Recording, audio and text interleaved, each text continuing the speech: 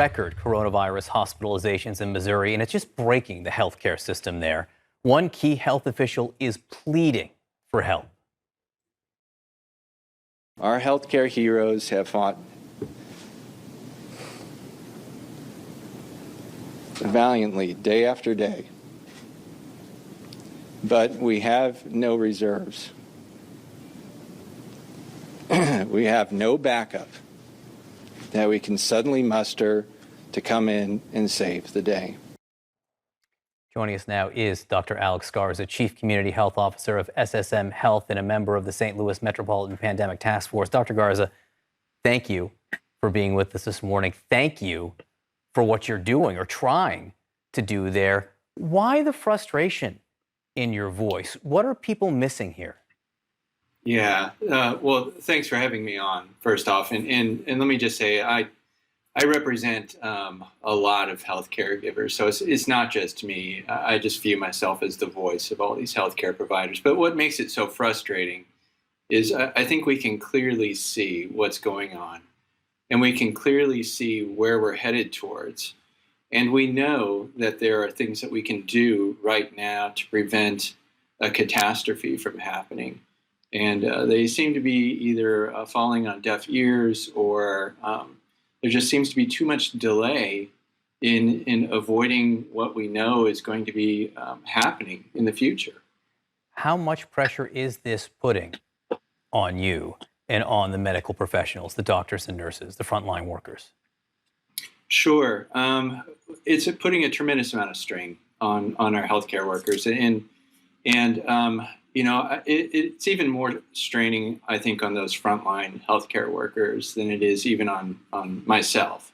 You know, I work as part of the task force to try and organize the systems at a very, administrative level, but it is even that much harder for the folks that have to care for these patients day in and day out. Many of them are the last face that these patients see because we don't allow visitors into our COVID units. And you can just imagine the mental anguish that places on these healthcare workers. It is astounding. You know, I don't want to force you to be the bearer of bad news, but what happens, not if at this point, but when the numbers get even worse in Missouri? Yeah, that's something that's difficult to think about, but we know that we have to plan for it. And so that's what we do. We try and plan for what we believe is going to be the most likely scenario. And in looking at our models right now, that's a pretty scary projection. We know that we have to get the infections down because it takes time for that to then impact our hospital admissions and our deaths. And unless we can turn it around quickly, that is what we're going to be facing. And so if this continues, we're absolutely going to need more staff, more help, more of everything to deal with the crush of patients that we see coming at us. What does that mean?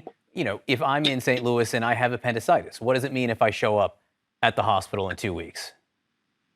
Yeah, so we'll always take care of our patients, but what that does mean, so if there are patients in our rural communities that need transfer to a higher level of care, there may not be an ICU bed or a capacity to take those patients. We had a disturbing story last week of a patient in southern Missouri that had to fly all the way to Iowa to get a surgery done because there was just no capacity to take care of this patient in the state of Missouri. And that is a frightening scenario for everybody in the state, not just in St. Louis. And I know you're calling on measures to be taken statewide in Missouri. Michigan, Governor Gretchen Whitmer is trying to put some measures into place to stop the rise in cases there and rise in hospitalizations. And Dr. Scott Atlas, who is the lead advisor at this point on the president's coronavirus task force, is calling on the people of Michigan to rise up against these measures.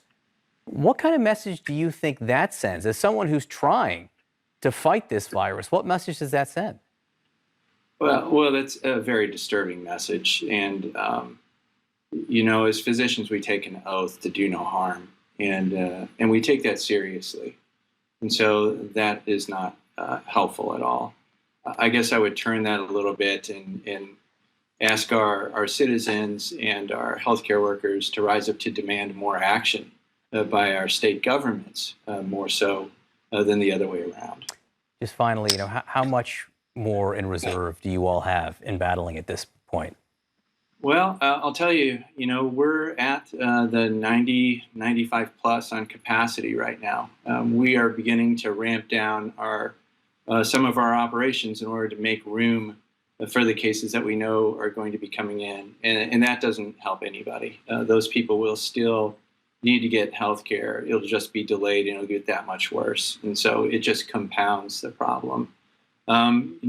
We'll try as best we can, but healthcare is a finite resource. Healthcare workers are a finite resource. We just can't make those on the spur of the moment. We just can't create ICUs on the spur of a moment. And so we're planning for the worst. We're hoping it doesn't get there, but that's what we have to do. Dr. Garza, I appreciate you joining us this morning. I appreciate the efforts that you and your colleagues are making, and I hope people listen. Wear a mask. Don't gather in large groups. Stay at home with your family. Don't have other people over. At this point, we all can do our part to make your job easier to fight this pandemic and beat it back. So thank you so much for what you're doing. Certainly appreciate it. Thank you.